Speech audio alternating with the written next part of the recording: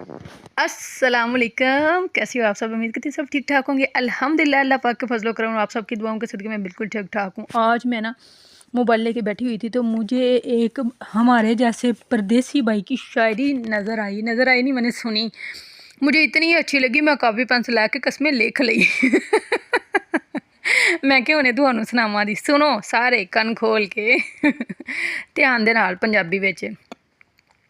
दिल करदा सी यूरोप जाइए, हैट ते काली ऐनक पाइए। दिल करदा सी यूरोप जाइए, हैट ते काली ऐनक पाइए। मेरा नहीं सी करदा, वैसे ओहदी शायरी तुहानूं सुनान लगी आं, ठीक है। पीटर रॉबर्ट यार बनाइए, पीजे बर्गर डोनर खाइए। इत्थे जान फसा बैठे आ, असी कित्थे आ बैठे आ। गड्डी ठीक करान सी जाना, 5-6 बिल चुकान सी जाना। कम ते शक्ल दिखान सी जाना, पैसे 4 कमान सी जाना। 60 दी टिकट लवा बैठे आ, असी कित्थे आ बैठे आ। पिंजरे दे विच फड़क गए आ, टैक्सी कर कर खड़क गए आ। पिंजरे दे विच फड़क गए आ, टैक्सी कर कर खड़क गए आ। पायलट बनन दा शौक सी लेकिन हर थां सड़कों सड़क गए आ। पायलट बनन दा शौक सी लेकिन हर थां सड़कों सड़क गए आ। सारे जोड़ हला बैठे आ, असी कित्थे आ बैठे आ। ते अग्गों आंदा है, रोब जरा भी पा नहीं सकदे, बच्चियां नूं दोला नहीं सकदे। इत्थे कन्न फड़ा नहीं सकदे, बेगम नूं धमका नहीं सकदे।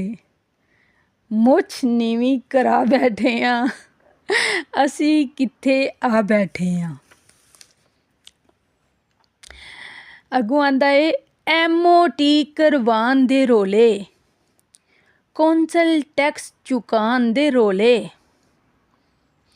MOT करवान दे रोले, कौंसल टैक्स चुकान दे रोले। घर दियां किस्तां लान दे रोले, ते उत्तों पाकिस्तान दे रोले। सोचां नाल चकरा बैठे आ, असी कित्थे आ बैठे आ। कैसी लगी? मुझे तो इतनी अच्छी लगी है, एक एक लफ्ज़ ऐसे ठक दिल ते वज्जा है। यकीन करें क्या हिसाब किताब से इसने बनाई है, हद ही कर दी है। ज़बरदस्त, एक एक चीज़ को कवर किया है। कैसे, मतलब छोटी सी थोड़ी सी उसने वो ये नज़म समझो, ये जो भी समझो बनाई है, लेकिन उसने उसमें हर चीज़ बयान कर दी है। अपने दुखड़े भी ते अगू पाकिस्तान ने क्या इत्थे भी रोले ने ते उत्थे भी रोले ने, असी साड़ी ते जान फस गई है ना। ते मैनू बहुत अच्छी लगी, मैं कहा थोड़े नाल भी शेयर करनी है। अच्छा जी, आपने मुझे बताना है आप लोगों को कैसी लगी है ये शायरी, ठीक है। अपना ढेर सारा ख्याल रखना, मुझे दुआओं में याद रखना। मैंने कहा मुझे अच्छी लगी है तो मैं आप लोगों के साथ भी शेयर करूँ। आप बताओ आपको कैसी लगी है, सब अब इस कमेंट बॉक्स में मुझे लाजमी बताना, ठीक है। अच्छे प्यारे लोग प्यारे प्यारे कमेंट करें और मेरी वीडियो को लाइक शेयर और कमेंट लाजमी करना है और अच्छे अच्छे प्यारे प्यारे कमेंट्स करने हैं, ठीक है। और चलो सही है, अपना ख्याल रखना, मुझे दुआओं में याद रखना। अल्लाह हाफिज़।